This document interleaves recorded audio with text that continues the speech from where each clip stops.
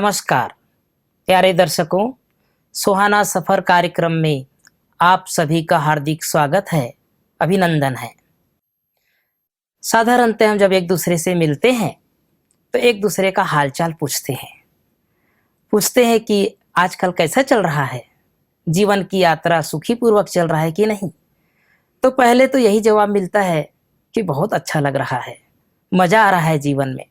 लेकिन जब हम कुरेदने लगते हैं, घर का समाचार पूछते हैं, परिवार का समाचार पूछते हैं, उनका शरीर का समाचार पूछते हैं, तब दबी जबान से बोलते हैं कि मजा नहीं आ रहा है, ये जीवन नीरस लगने लग रहा है, कई प्रकार की परिस्थितियां आने लग गई है। प्यारे भाइयों बहनों, हम देखते हैं कि जीवन में परिस्थितियां तो आएगी ही, कठिनाइयां आएगी ही, लेकिन यात्रा को तो चलना ही है। इस यात्रा को अच्छी तरह से चलाने के लिए हमें अपने संकल्प पर बहुत ध्यान रखने की आवश्यकता है। हमारा संकल्प क्या क्या काम करता है ये हमें पता नहीं था। हमारी चर्चा के माध्यम से बहुत सारी बातें सामने आ रही है कि शुभ संकल्प से, श्रेष्ठ संकल्प से जीवन रूपी यात्रा बहुत सुहाना बन सकता है। मुझे एक छोटा सा दृष्टांत याद आ रहा है। एक राजा के पास हाथी था और उस हाथी पर बैठ करके युद्ध में लड़ाई लड़ने के लिए जाता था। राजा को उस हाथी से बहुत प्यार था, क्योंकि उस हाथी ने बहुत विजय में साथ देते थे। कुछ दिनों पश्चात वो हाथी बुजुर्ग हो गया। चूंकि बुजुर्ग हो गया था तो युद्ध में नहीं जा पाता था। उसके पश्चात भी राजा को उस हाथी से बहुत प्यार था। राजा ने उस हाथी की सेवा के लिए अनेक नौकर चाकर रख दिए, उसकी संभाल करने के लिए, उसके खाना पीने का ध्यान रखने के लिए, उसकी रहन सहन के लिए, उसकी सफाई के लिए अनेक नौकर चाकर रखे थे। एक दिन क्या हुआ कि राजा उस हाथी को जैसे साधारणतया स्नान कराने के लिए जाते थे नौकरों के द्वारा। जब स्नान कराने ले गए तो तालाब में कीचड़ था, और वो कीचड़ में जैसे ही हाथी नीचे उतरा, हाथी फंस गया, कीचड़ में दलदल में फंस गया, और इतना फंस गया कि उसको निकलना बहुत मुश्किल हो रहा था। सभी लोग बहुत प्रयास किए, हाथी निकल नहीं पा रहा था। क्योंकि राजा को उस हाथी से बहुत प्यार था। ये बात राजा तक पहुंची। राजा ने अपने मंत्री को भेजा। मंत्री जाकर के विचार विमर्श किया, और मंत्री के मन में एक विचार आया कि एक युद्ध का नगाड़ा बजा दिया जाए। और वैसे ही किया गया। युद्ध का जोरदार नगाड़ा बजाया, और जैसे ही नगाड़ा बजा, हाथी के अंदर जो युद्ध में विजय प्राप्त करते थे वो संकल्प उनके अंदर क्रिएट हो गया। वो जान गया कि कहीं मुझे युद्ध में जाना है, और जोर से आवाज दे करके उस कीचड़ से बाहर आ गया। तो प्यारे दर्शकों, हम ये सीखने को मिलता है कि हमारे अंदर अनंत शक्तियों का भंडार है, लेकिन वो सोई रहती है, उसको जगाने की आवश्यकता है। लेकिन समय पर जगे तो हमारे बहुत सारे काम सुचारू रूप से चल जाता है। इन्हीं सब विषय के ऊपर चर्चा करने के लिए आप सबके सामने उपस्थित हुए हैं। हमें उम्मीद है कि आप सबको बहुत अच्छा लगेगा। आदरणीय सूर्य भाई जी, ब्रह्मा कुमारी गीता बहन जी, आप दोनों का इस सुहाना सफर कार्यक्रम में हमारे स्टूडियो में स्वागत है। Thank you. गीता बहन जी, जैसे हमने एक छोटी सी कहानी, ये दृष्टांत सुनाया कि अंदर की शक्ति, हम तो अभी तक सुनते थे कि मनुष्य के अंदर ही रहता है, उसको जगाने की आवश्यकता है। लेकिन एक हाथी के अंदर भी वो शक्ति सोई हुई थी, और जब उसको स्मृति आई कि मुझे युद्ध में जाना है, तो उसके अंदर वो दलदल में फंसा हुआ था, वो निकल गया। तो आप हमारे दर्शकों को थोड़ा बताइए कि ये संकल्प की शक्ति को कैसे हम अंदर से जगाएं। एक्चुअली ये मन की ही शक्तियां हैं, और हाथी ने कई बार विजय प्राप्त की थी, जी। अपने राजा को विजयी बनाया था, और उसने कई बार युद्ध में ये नगाड़े सुने थे। तो जब वो दलदल में फंस गया तो वापस वही नगाड़ा बजाया गया, जिससे उसकी शक्तियां जागृत हो गई। उसे ये पता चल गया कि मैं दलदल से तो निकल सकता हूँ, और वो निकल भी गया। जी, जी, जी। वास्तव में यही हाल हम सबका भी है। हम परिस्थितियों पर विजय प्राप्त करने की ताकत रखते हैं। उलझनों को सुलझाने का भी हमारे पास कोई ना कोई समाधान होता है, या हार को विजय में बदलने की भी ताकत हम में है, लेकिन हम उसे भूले रहते हैं। जैसे आपने सुना होगा, हनुमान जी लंका जा रहे हैं जी, अंगूठी लेकर के। जी, जी। लेकिन जैसे ही वो सागर के पास पहुंचते हैं तो उनके मन में एक विकल्प आता है कि इतना विशाल सागर मैं कैसे पार करूंगा। हालांकि महावीर हैं, परंतु बचपन में एक छोटी सी घटना उनके साथ हुई थी, जैसा शास्त्रों में बताया है कि बाल्यकाल में वो घूमते घूमते किसी जंगल में चले गए। वहां एक ऋषि तपस्या कर रहे थे। अब उस बालक ने, जो हनुमान जी थे, उन ऋषि के साथ छेड़खानी शुरू कर दी। कभी उन्हें हाथ पर उठाकर ऊपर ले जाते, कभी नीचे ले आते। बहुत देर के बाद ऋषि की तपस्या भंग हो गई और जैसे ही वो समाधि से उठे तो उनको बहुत खराब लगा कि एक छोटे से बालक ने मेरी तपस्या को खराब कर दिया, भंग कर दिया। और उन्होंने उन्हें श्राप दे दिया। श्राप दिया कि तू जिन शक्तियों का इतना घमंड कर रहा है, उनका दुरुपयोग कर रहा है, तू उन्हें भूल जा। अब हनुमान जी को अपनी गलती का एहसास हुआ, ये मैंने क्या कर दिया।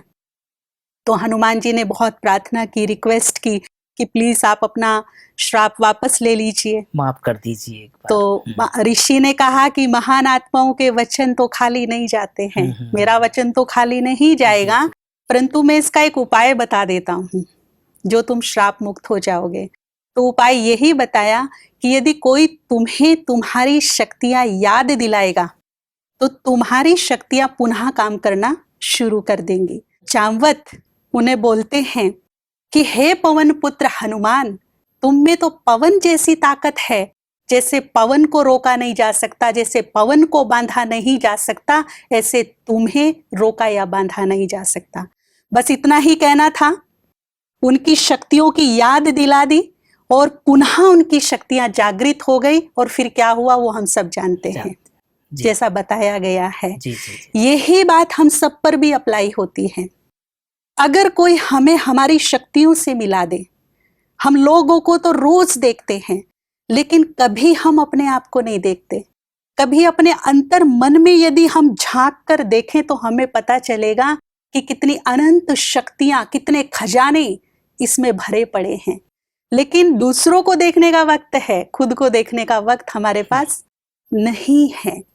कि अगर इस संसार में, पूरे ब्रह्मांड में कोई पावरफुल है जिसे हम मोस्ट पावरफुल कह सकते हैं, तो वो 3 सत्ताएं हैं। जी। एक है प्रकृति, दूसरी आत्माएं, और सबसे मोस्ट पावरफुल है परम सत्ता परमात्मा। मनुष्य जो आज उलझे हुए हैं, ज्यादातर अपने शक्ति को भूलने के कारण से बहुत सारी बातों में उलझ गए हैं। भाई साहब, मैं थोड़ा आपसे जानना चाहता हूँ, हमारे दर्शकों को बताइए कि जो आम लोग हैं, इसके अलावा भी जैसे साधारणतः जो नौकरी धंधे वाले लोग हैं, परिवार में जो रहते हैं या बिजनेस करते हैं, वो लोग जब अपने कारोबार में आते हैं तो कई बार अपनी वो शक्ति को भूल जाते हैं कि मुझे कैसे जीना है, कैसे। सुबह तो बहुत सारे अच्छे संकल्प करके निकलते हैं, लेकिन बाद में अपनी शक्ति को से विचलित हो जाते हैं, वो भूल जाते हैं और अपने आप को कमजोर समझने लग जाते हैं। ये सभी मनुष्यों के साथ हो रहा है कि जब वो कार्य व्यवहार में जाता है तो वो कर्म कॉन्शियस हो जाता है। कर्म का पूरा प्रभाव उसके ऊपर आ जाता है। मान लो कर्म में वो सफल हो रहा है तो उसे खुशी भी होगी और वो सफलता की और आगे बढ़ने के लिए और कुछ सोचेगा और कुछ करेगा जी। अब उसे और भी कुछ याद करना चाहिए, ये उसको विस्मृत हो जाता है। खेल सारा स्मृति और विस्मृति का ही है। अगर हमें कुछ चीज स्मरण है तो हम उस चीज का स्वरूप हैं, और यदि हमें कुछ चीजें भूल गई हैं तो सब कुछ भूल गया, शक्तियां भूल गई। तो जैसा गीता बहन ने कहा कि हम अपने अंदर भी झांक कर देखा करें। इसके लिए ये परम आवश्यक है कि रोज कार्य व्यवहार के साथ साथ, अपनी व्यस्त जीवन के साथ साथ, हर एक मनुष्य को एक आधा घंटा अपने लिए भी निकालना चाहिए। इसमें वो एकांत ले, अपने अंदर झाके, अपने जीवन के बारे में चिंतन करे। मैं आपको एक रहस्य और बता देना चाहता हूँ। जब से हम आत्माएं इस धरा पर आए थे, हमने पुनर्जन्म लिए। 2 युग देव स्वरूप में हमने बिताया और 2 युग पिछले मनुष्य स्वरूप में। अब इन चारों युगों में जो कुछ हमने किया, जो कुछ सीखा, जो कुछ पढ़ा, जो कुछ देखा, जहाँ हमारी रुचि थी, वो सब हमारे अंदर रिकॉर्ड है, वो हमारे ब्रेन में है। अब वो दबा हुआ है क्योंकि हजारों साल हो गए, वो नीचे चला गया, ऊपर नई नई चीजें रिकॉर्ड होती रही हैं। अब इन सबको हमें जागृत करना होता है। तो इसमें हम लोग जो एक प्रैक्टिस करते हैं, जब हमें ईश्वरीय ज्ञान मिलता है, तो ये जो बुद्धि अथाह ज्ञान और अनंत शक्तियों का भंडार है, सबकी बुद्धि में है वो अनंत ज्ञान और अथाह शक्तियां सबके पास है। यानी जो कुछ उन्होंने किया है किसी भी जन्म में, वो ब्रेन में रिकॉर्ड सब भरा हुआ है, सब भरा हुआ है। तो ये एक चिप की तरह आजकल जैसे मेमोरी कार्ड में भर लेते हैं, ऐसा इसको भी समझ ले। आजकल तो सब लोग इस बात को अच्छी तरह क्लियरली समझ सकते हैं। अभी हमें उसे प्ले करना है तो एक इंस्ट्रूमेंट भी चाहिए। ब्रेन हमारे पास बहुत अच्छा इंस्ट्रूमेंट है। तो हम इन सब को जगाते हैं, इसके लिए एक तो चाहिए एकाग्रता। दूसरा जो हम अपनी प्रैक्टिस में बहुत यूज करते हैं, जिसे हम स्वमान कहते हैं, वो स्वमान बहुत ही सुंदर प्रैक्टिस है। जैसे मान लो कोई व्यक्ति इस स्मृति में आ गया कि मैं तो भगवान की संतान हूं, इसलिए मैं महान हूं। अब ये एक फीलिंग है, ये ईगो नहीं है, इसको स्वमान कहते हैं। तो उसके अंदर किसी भी जन्म की जो महानताएं छुपी हुई हैं वो जग जाएंगी। ऐसे शक्तियां, मान लो एक व्यक्ति के सामने एक छोटी सी समस्या आ गई है, और समस्या आने पर वो उसके बारे में बहुत सोचने लगा, उसको कुछ हल नहीं मिल रहा, वो परेशान होने लगा है, थोड़ा टेंशन उसको होने लगी, उलझ गया है वो। अब उसको थोड़ा सा एकांत का समय मिलता है, शांति का समय मिलता है। अब वो अपने से बात करता है, यार बात तो इतनी बड़ी नहीं है, तुम ज्यादा सोच रहे हो केवल। लेकिन विद्वानों ने कहा है, किसी भी समस्या को यदि विवेकपूर्ण दृष्टि से विचार किया जाए तो वो उतनी बड़ी नहीं होती जितनी बड़ी वो लग रही है। तो जब मनुष्य अपने से बात करेगा, अपने चित्त को शांत करेगा, और वो इस तरह के संकल्प करे कि कोई बात नहीं, ये समस्या आई है, ये परिस्थिति आई है, कल अवश्य ठीक हो जाएगी, हम इसका कोई मार्ग निकाल लेंगे। चित्त शांत होते ही अंदर जो विवेक भरा हुआ है वो एक्टिवेट हो जाएगा और उसका समाधान उसे सूझने लगेगा।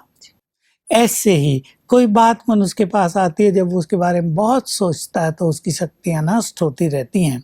अगर उसे ये याद रहने लगे कि मैं तो सर्वशक्तिवान की संतान हूँ, मैं बहुत शक्तिशाली हूँ, ये समस्या कुछ नहीं है, इसको तो मैं ऐसे ही नष्ट कर दूंगा, जैसे अगरबत्ती जला देने से बदबू नष्ट हो जाती है। तो जैसे उसको अपनी शक्तियों की याद आएगी, समस्याएं हल्की होने लगेंगी, लोप हो जाएंगी। थोड़ा आपसे प्रकाश डालना चाहता हूँ कि हमारे दर्शकों को थोड़ा ये बताइए कि थोड़ा समय कैसे निकालें वो।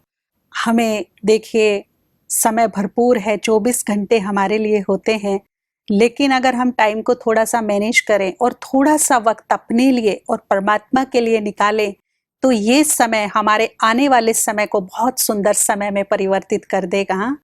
तो मैं आपको बता रही थी कि इस सृष्टि में, पूरे ब्रह्मांड में 3 सत्ताएं मोस्ट पावरफुल हैं, जो यूं कहे कि तीनों लोकों को चला रही हैं। उसमें जो सबसे पावरफुल सत्ता है, परम सत्ता, वो है परमात्मा, और दूसरी सत्ता है आत्मा, और तीसरी मोस्ट पावरफुल सत्ता है प्रकृति। तीनों का आपस में घनिष्ठ रिलेशन है, तीनों में समानताएं भी बहुत हैं। देखिए, आप सोचिए, यदि आत्माएं ना होती तो क्या परमात्मा की कोई पहचान होती? परमात्मा को कोई जान पाता? उसकी वैल्यू को कोई पहचान पाता? और यदि प्रकृति ना होती तो आत्मा की क्या वैल्यू थी? क्या कर सकती थी अकेली आत्मा? आत्मा और प्रकृति का जब आपस में मिलन होता है, तब ये लोक रचता है, एक संसार बनता है। तो तीनों का आपस में बड़ा गहरा संबंध है और समानताएं भी बहुत है। अंतर केवल इतना है कि आत्मा और प्रकृति परिवर्तनशील हैं और परमात्मा सदा शिव हैं, अनंत है, आदि अनादि हैं।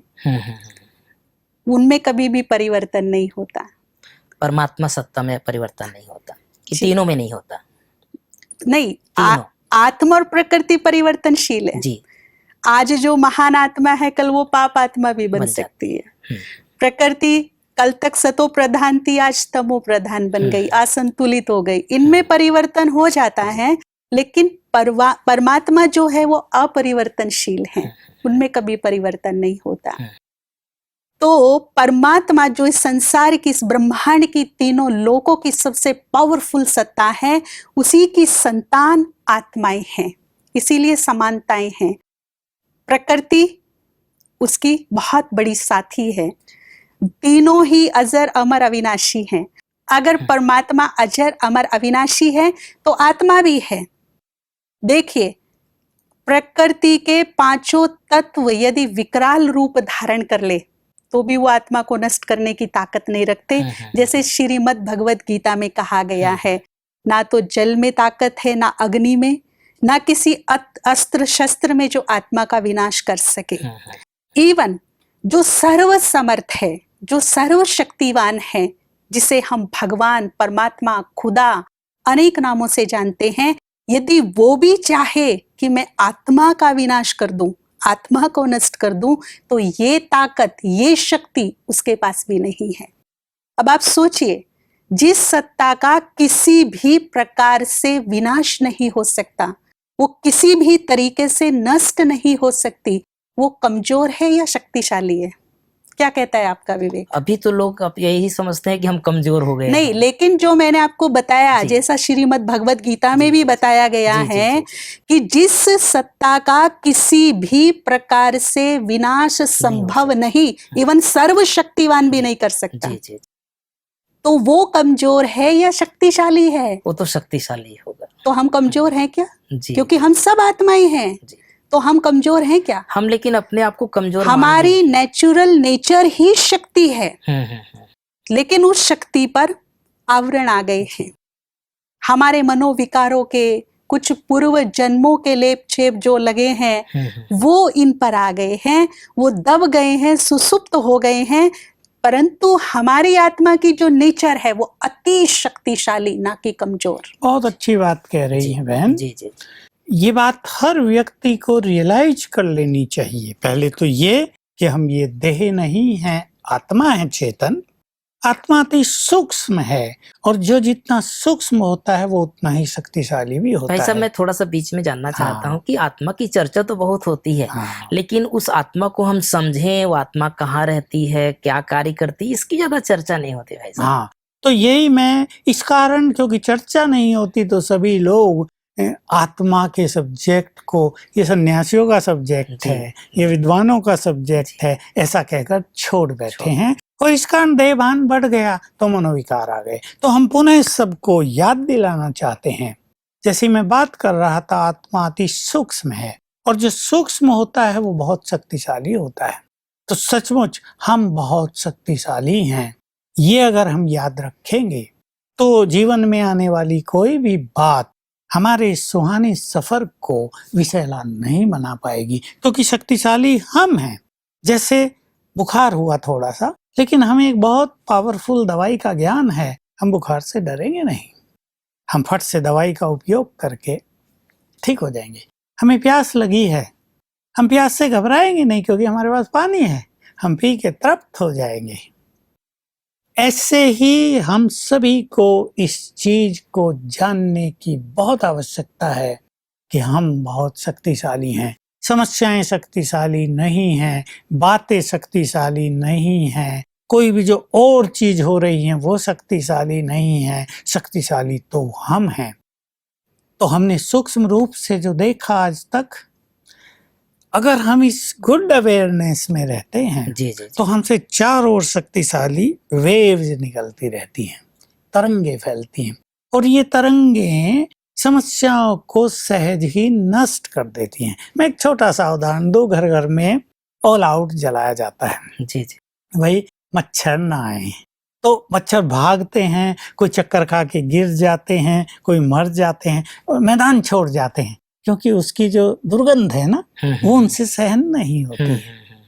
देखिए उसकी वेव्स निकलती है ना, ठीक ऐसे ही अगर हम इस अवेयरनेस में रहें कि हम बहुत शक्तिशाली हैं, मास्टर सर्वशक्तिवान हूँ, ये शब्द हम यूज करेंगे। जी सर्वशक्तिवान की संतान हूँ, तो हमसे जो वेव्स फैलेगी ना, वो इन समस्याओं को मच्छरों की तरह ही भगा देंगी या नष्ट कर देंगी। तो ये बहुत बड़ा सीक्रेट है। हम अपनी शक्तिशाली स्थिति में रहें, सब कुछ ठीक ठाक होता रहेगा और हमारे जीवन की यात्रा सचमुच आनंद से भरपूर रहेगी। अन्यथा क्या हो रहा है, छोटी छोटी बातें जीवन में आती हैं। एक मनुष्य सवेरे से और शाम तक अपनी दिनचर्या को देखे, कितनी बार उसके मूड बदलते हैं, जी। कितनी बार दूसरी चीजों का इफेक्ट उस पर आता रहता है। वो कुछ सोच के चला था, रास्ते में कुछ देखा, उसका इफेक्ट, आगे चला किसी ने कुछ बोल दिया, उसका इफेक्ट, ऑफिस में पहुंचा, ऑफिसर ने जरा सा डांट दिया, उसका इफेक्ट, काम पूरा नहीं हो रहा है, उसका इफेक्ट। तो मनुष्य इन भिन्न भिन्न इफेक्ट्स में जीवन जीता है। लेकिन अगर वो अपनी कुछ अच्छी अवेयरनेस को कायम रखे, जागृत रखे, तो वो अपने इस जीवन की यात्रा को एंजॉय कर सकता है। तो मैं उस बात को जरा और अंडरलाइन करूंगा, समय तो निकालना पड़ता है, समय सबके पास है। फिल्म में जाना हो, टाइम है। जी टीवी पे कोई अच्छा सीरियल देखना हो, टाइम है। जी इच्छा की जरूरत है। जी अगर मनुष्य इस चीज को समझ ले कि हमको तो समय देना है अपने को, अपनी शक्तियों को जागृत करने के लिए, अपने बारे में कुछ विचार करने के लिए, अपने खजानों पर एक दृष्टि डालने के लिए, अपने भगवान से, परमपिता से सब कुछ पाने के लिए, तो समय उसके पास है। और यदि वो आधा घंटा समय स्पेयर करेगा तो उसके 2 घंटे बचेंगे, क्योंकि उसकी शक्तियां बढ़ जाएंगी, जी जी उसके विचार पॉजिटिव हो जाएंगे, और जो काम 1 घंटे में होता है वो आधे घंटे में होने लगेगा। भाई साहब, आपने बहुत अच्छी बात बताई कि हमारे अंदर शक्ति को जगाने के लिए थोड़ा सा समय चाहिए। और इसमें मैंने एक बात और जोड़ना चाहता हूँ भाई जी, कि आजकल जो पॉजिटिविटी के साथ साथ निगेटिविटी बहुत बढ़ती जा रही है और नकारात्मक संकल्प का प्रभाव बहुत ज़्यादा पड़ता जा रहा है। और इसके कारण से कई बार मनुष्य सोचता तो है कि मैं अच्छा सोचूंगा, कई बार सुबह उठ कर के मनुष्य सोचता है कि थोड़ा सा आज पूजा पाठ कर लिए, कुछ भगवान को याद कर लिए, कुछ भजन कीर्तन कर लिए, अगरबत्ती जला लिए, और ये मन में विचार लाता है कि आज मुझे बहुत अच्छी तरह से जीवन जीना है। लेकिन जैसे आपने बताया कि मूड बदलता जाता है, किसी के संग में आए, किसी से बातचीत हुई, किसी दूसरे की बात सुने, तो भी उनका विचार बदल जाता है।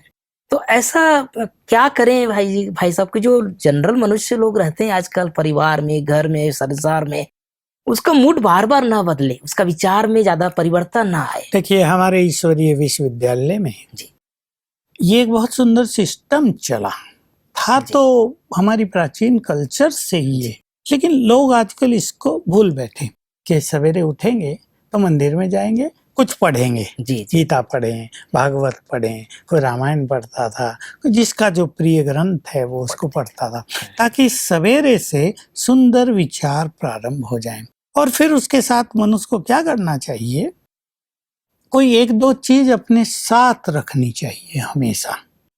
कुछ 1-2 सुंदर विचार लेकर ही कार्य पर जाना चाहिए, क्योंकि बातें तो आएंगी। हम ऐसे युग में जी रहे हैं जहाँ चारों ओर अंधकार ही अंधकार है। बातें यहाँ न हो, समस्याएं यहाँ न हो, ये तो नहीं हो सकता। लेकिन जैसे आज हम लोग भी यहाँ अपने ईश्वरीय विश्वविद्यालय में रोज सवेरे भगवान के द्वारा उच्चारे गए महावाक्यों को सुनते हैं, तो जैसे उन महावाक्यों को सुन के आज हमने एक सुंदर विचार ले लिया कि आज हम किसी भी बात से परेशान नहीं होंगे, बहुत हल्के रहेंगे। तो ये एक विचार हमें बहुत हल्का रखेगा। और अगर इस विचार को हम साथ लेकर नहीं जाएंगे तो कोई भी छोटी बात हमें परेशान कर सकती है।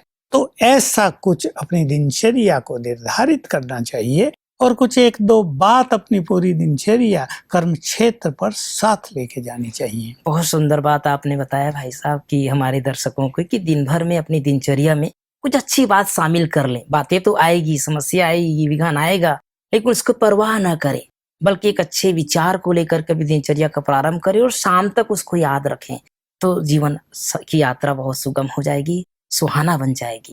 आप दोनों हमारे स्टूडियो में पधारे, अपने अपने अच्छे विचार रखे, दोनों का पुनः बहुत बहुत धन्यवाद। प्यारे दर्शकों, आज हमने जाना कि जीवन जीने की कला क्या होती है। जीवन एक यात्रा है और इस यात्रा में अनेक बातें आएगी, अनेक बातें जाएगी, अनेक लोग मिलेंगे, अनेक बिछड़ेंगे, लेकिन हमारा जो संकल्प का प्रभाव कितना पड़ता है, हमारे दोनों विद्वानों ने बताया कि किस तरह से अपने जीवन में एक छोटा सा विचार, एक सुंदर विचार आपके जीवन में सुगंध पैदा कर देगा, आपके परिवार में खुशहाली ला देगी, आपके जीवन में चार चांद लगा देगा। तो जरूर इस बात का थोड़ा सा ध्यान रखें। सुबह उठते ही कुछ शुभ संकल्प ले लें। आज सारा दिन मुझे अच्छे खुशियां भरे जीवन जीना है, सबके लिए अच्छा सोचना है, सबके प्रति अच्छी कामनाएं रखना है। तो आप देखेंगे कि शाम तक होते होते आपकी खुशी कायम रहेगी। तो आप ये प्रोग्राम देखते रहिए। हमारी बहुत बहुत शुभकामनाएं हैं। आप सबका जीवन आनंदमय हो, मंगलमय हो, आपका सुहाना सफर हो। नमस्कार।